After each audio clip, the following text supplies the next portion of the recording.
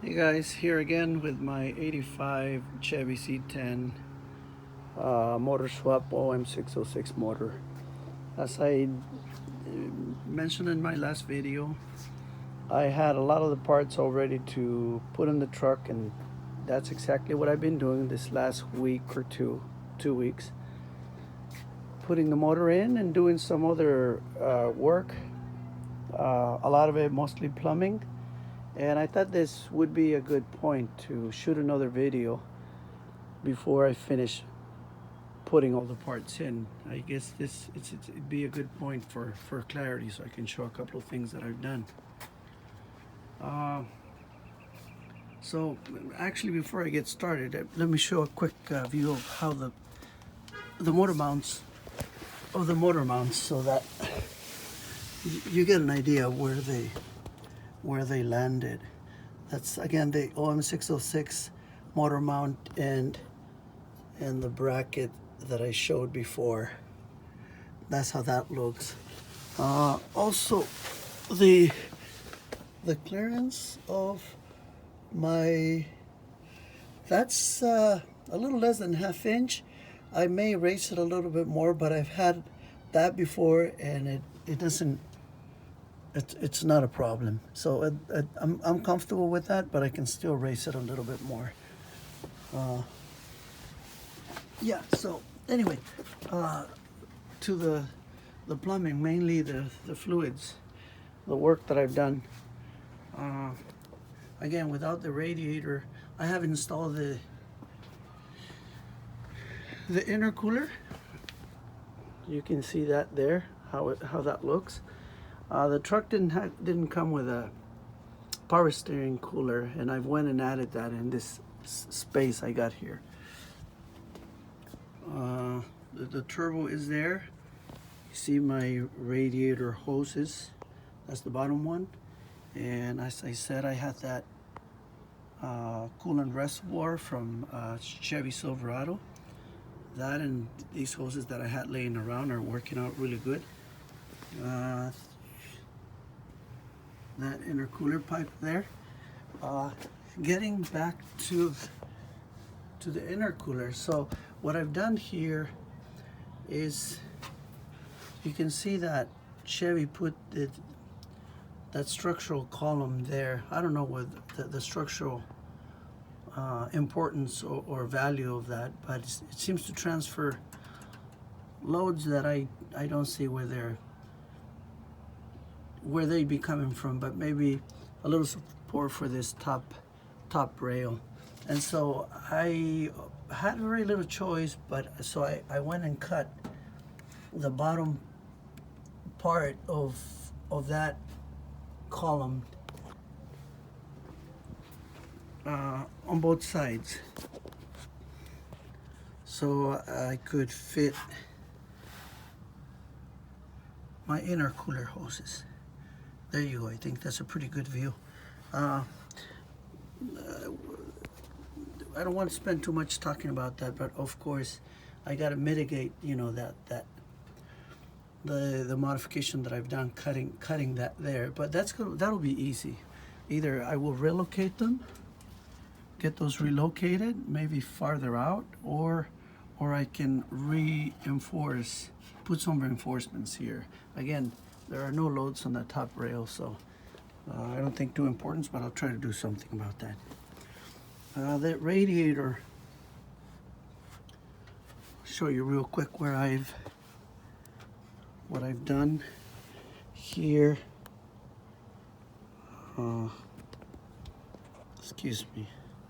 Oh yeah, here the intercooler, how I've braced that to this sheet metal there.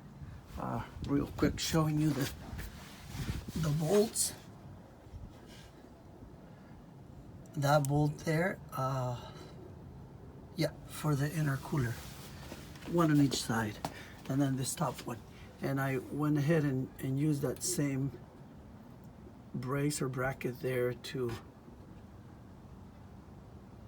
get the power steering cooler. talking about power steering, I said before that the Chevy C10 hydraulic power line is going to work. I don't like that arrangement of that, but for now it's gonna work.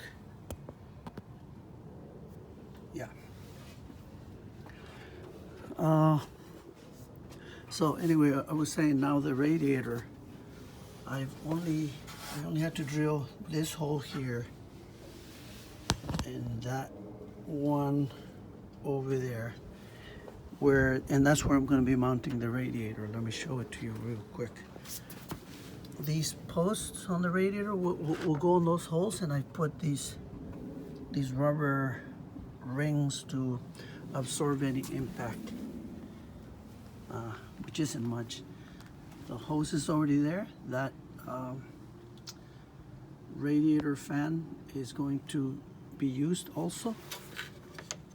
Show you the bracket that I made for the top of the radiator. I think I will end up doing another one, a second one, so I can put one on each side. For now, I'm just going to put it here roughly at the center of the radiator. By the way, that bracket is also used for this other little one on the fan. Same thing. I've done the same idea as the radiator. I'm going to stick this in a hole I drilled over there. That goes right there.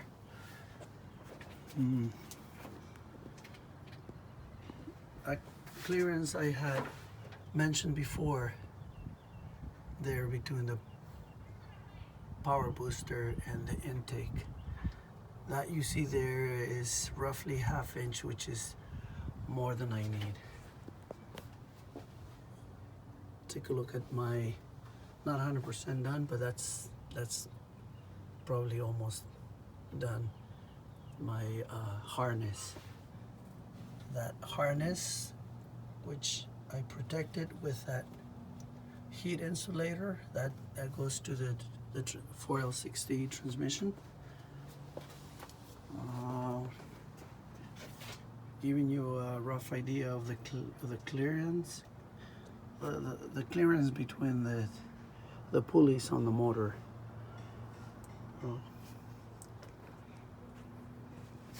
Yeah, by the way, the oil cooler, that's the oil cooler I showed before, one that I had laying around for some time with those hoses that I had fabricated before. But here's the new one, which I've already got mounted, and I got some parts coming so I can make new hoses for that. Over on this side, it's not very nice looking the way I cut it, but I had to open this area here to get some airflow. The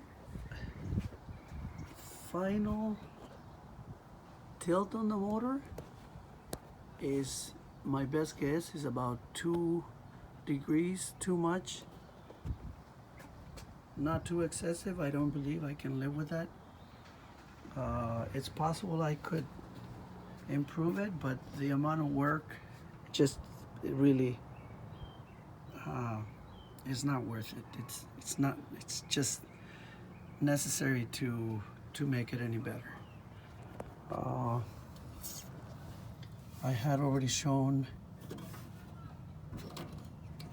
my TPS that I now don't know how to work. There you go. This bracket you see here is in case I needed to adapt a GM TPS for the transmission standalone TCU. There will not be a need for that. I've already tested, and I'm sharing TPS and crank sensor signal with the ECU. The ECU will share with the TCU, I'm sorry. Yeah, again, like I said before, not easy for me shooting the videos, holding the camera and trying to talk at the same time.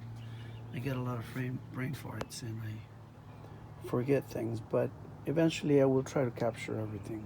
Like in the previous video, the fact that I didn't say that this is a diesel motor and that the bump it's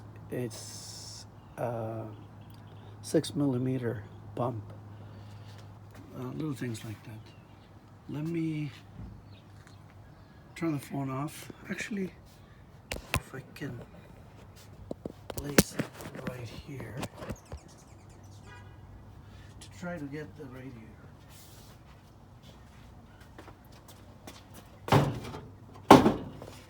Just so I can give you a quick view of what the radiator will look like.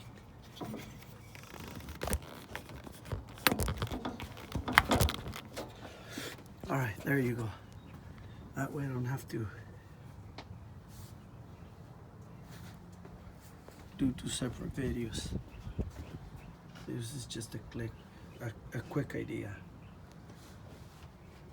Right there, I'm looking at least 6 inches of clearance. Right there.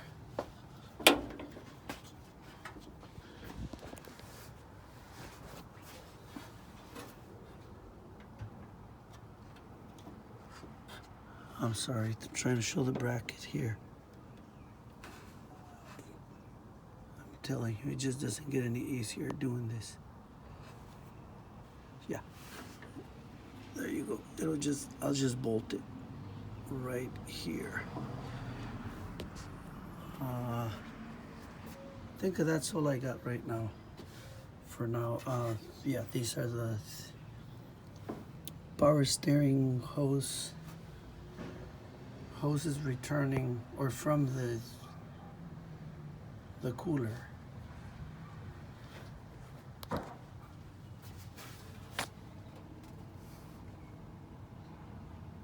Motor mount.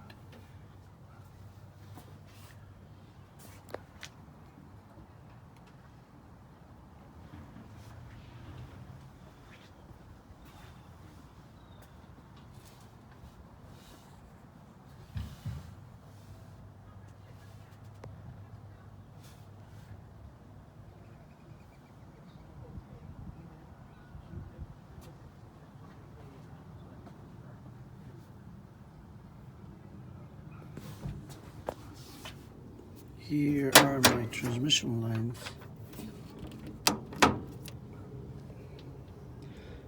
I'm just trying to continue the video trying to show as much as I can. But that's all. That's everything I wanted to show and update for today before I continue to finish the installation of everything else, which will be in the next couple of days, and this thing should be running, yeah, in the next week or so. I've already started the motor, and so that the ECU and everything worked really good.